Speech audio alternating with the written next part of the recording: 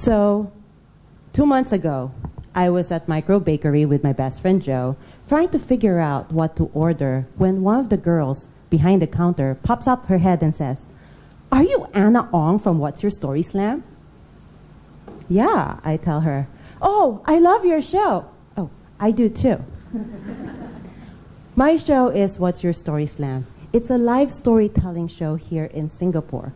The stories we tell are personal narratives lived out by the storytellers, folks like you and me. Her name is Mao, and she tells me that she went to the show in January. It was our last live show. She came to the show alone because she just moved to Singapore and didn't know anybody.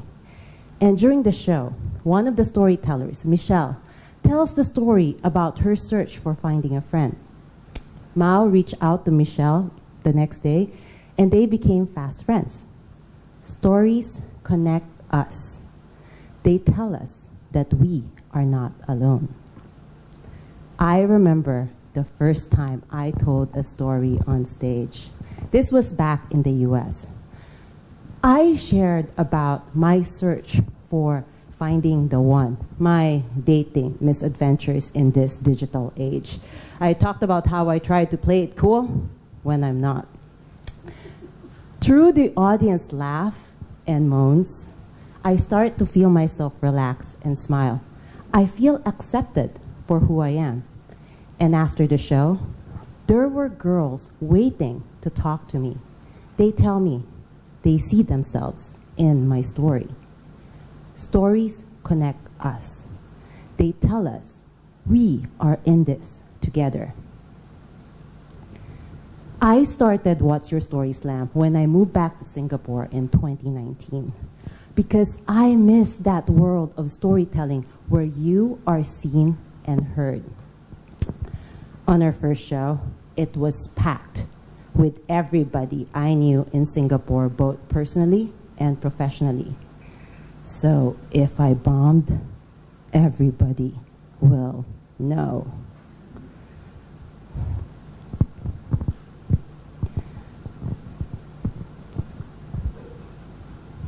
So before this, I have never been the type of person who puts herself out there. I've always kept to myself. So this is the first time I'm sharing something very personal to me, to people who know me. I have never felt so exposed. This must be what it feels like to strip on stage, though in this case, I was physically dressed, but emotionally undressed.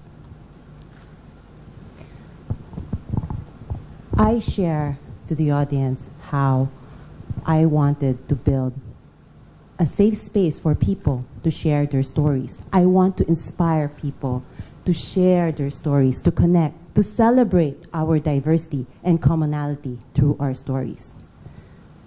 Because stories connect us. They turn our walls into bridges.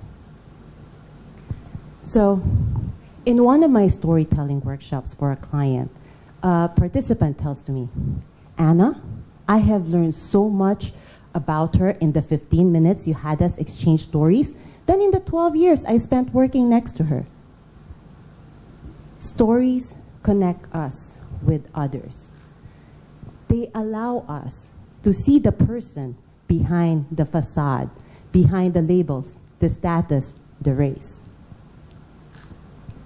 And stories connect us with ourselves.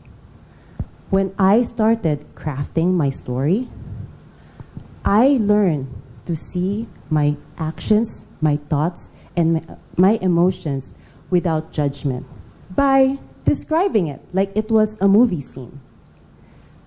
Through this practice, I have learned to see how I have grown and changed through each story.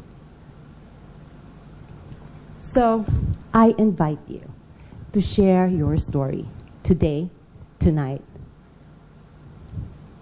because your story matters. You are not alone. And by the way, since Mao has shared me her story, I have been a regular at that bakery because stories connect us. And the shortest distance between two people is a story. Thank you.